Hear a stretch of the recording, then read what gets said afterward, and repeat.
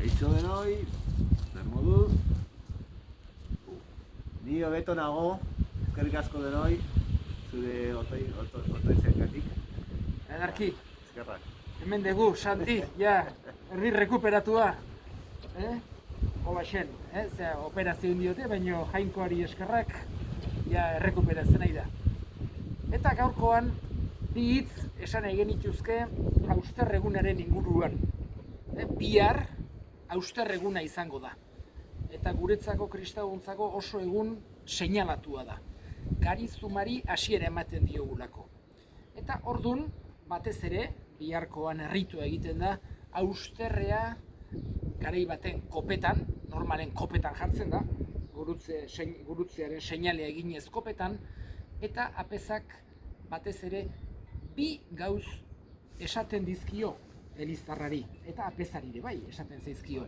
Eta dira, bihotz berri zaitez eta sinistu berri ona alde batetik. Eta bestetik, hauts zera eta hauts bihurtuko zera.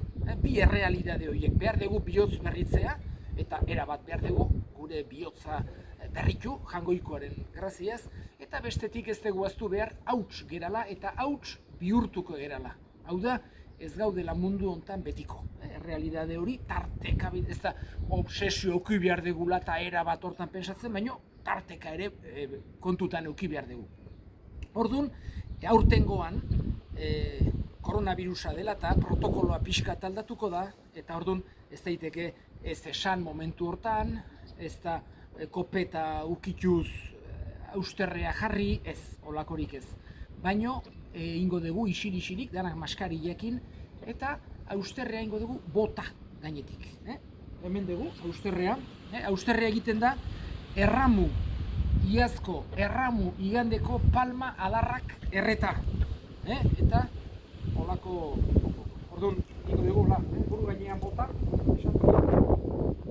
bihotz berri zaitez eta sinistu berri baino esan gabe, eta hola ingo dugu, aurtengoan. Barkatu, dana ez ikindu dut. Eta, orduan hola. Gero, Garizumari hasiera ematen diogu, eta izango dira 40 egun.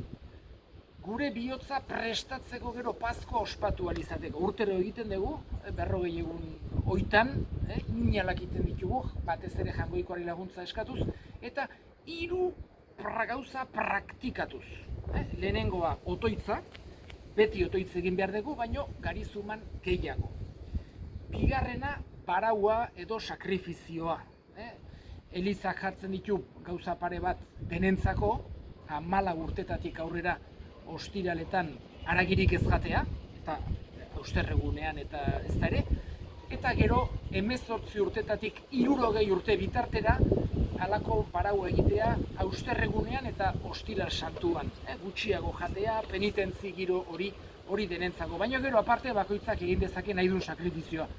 Goxoki gutxiago jan, eta gero diru pixkat ematea pobreei, edo ibili beharrean erabat interneten edo telebizioan beste zerbait egitea, lagun bati edo bakarri dagoen horbaiti deitzea, edo bisitatxo bat egitea, edo otoitzalditxo bat, hori bakoitzak ikusi dezake. Eta azkenik, limosna. Limosna da laguntzea premian daudenei. Eta orduan, osongi dago konektatzea gauzagoek. Hau da, parauetik, igual, goxoki bat ez erostea, baina gero emateko diru pixka bat pobreantzako auskalo. Bakoitzak ikusi dezake. Baina batez ere, 3 horiek dira Garizumako praktikak.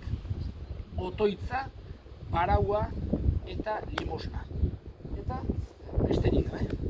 Hoxe izango litzateke. Austerreguna, 2021 batekoa, pandemia garaiko austerregun berezi hau, bizi dezagula jainkoaren laguntzaz, kristau bezala. Agur, agur. Ze polita,